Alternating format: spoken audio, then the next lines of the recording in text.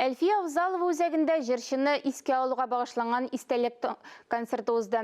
Кич утырының бер төре буларак оештырылган музыка чарадан хәбәрчебез Мөршидә Җихан репортажы.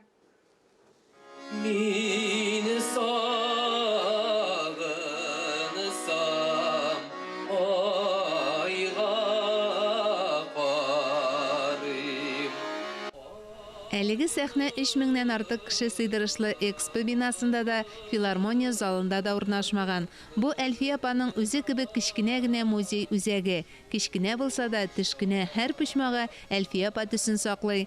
Мәшһүр җырчы иҗатын үз иткән, һәр кемгә ишеге ачык. Бүгенге матур көндә килделәр кунаклар һәм безнең җырчылар бүген әнинең җырларын багышлап, аңа багышлап җырлаячаклар.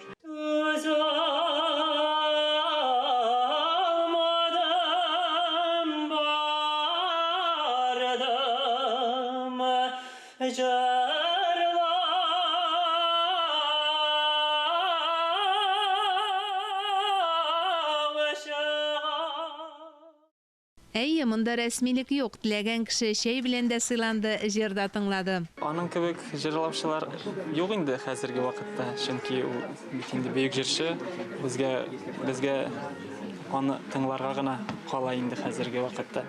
Әнисенең туган көнендә җыр бәйрәме оештыруны башлап йөрүче Зөлфия Авзалова үзәк белән элемтәгә яңа технологияләр аша керде. Вакцина ясату сәбәпле Америкадан кайтып өлгермәгән. Килгәнегез өчен, шундый хөрмәт иткән өчен сезгә бик зур рәхмәт. Минем әниемнең Әлфия Авзалованың иҗатын хөрмәт иткән кешеләргә, җырчыларга, безнең лауреатларга бөтенегезгә бик зур сәлам һәм рәхмәтләр. Тамашачыга да Әлфия апаны искә алу кичәсе яңа форматта онлайн күрсәтелде. Әйе, әлбәттә, кызганыч, бу үзәккә күп кешене чакырып җыеп булмый, шуңа күрә бүген безнең турыдан-туры эфир оештырылачак.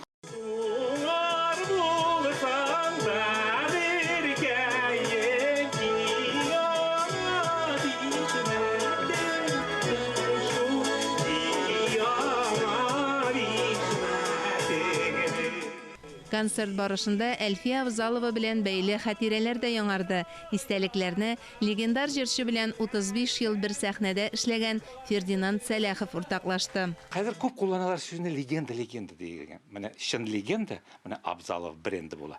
Әлфия Абзалова дип әйткәч, инде бөтенләй сөйләп тормасаң да, шул җирендә туктасаң да була.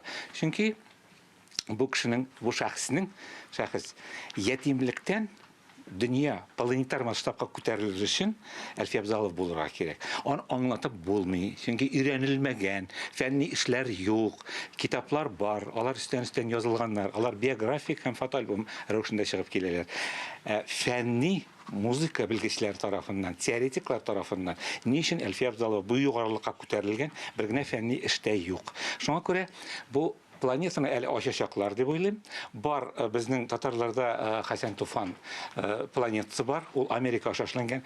Безнең менә хәзер киләчәктәге максатыбыз булырга тиеш Илһам Шакиров һәм Әлфия Абзалова планеталарын ачу. Галәмдә чыннан да планеталар, йолдызлар бик күп. Әлфия Авзалова исемен йөртергә лаеклылары да мөгаен бардыр. Бөтен дөнья фанатикасын баятырлык мирас калдырган Әлфия Авзалова өчен түгел, ул безнең өчен, әнә шушы үсеп килүче яңа буын балалары өчен мөһим.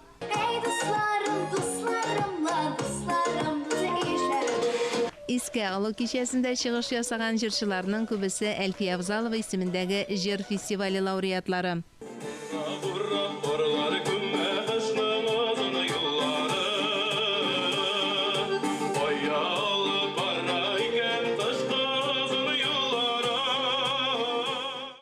Әлфия апа ямьле май кичен хәтерләтеп, ак чәчәкләр кебек кар яуган вакытта туган.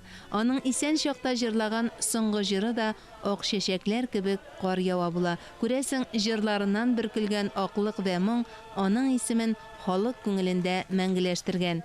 Алар бик тә ышадылар безгә. Без яшьләрдән менә мондый җырларны көтмәгән идек.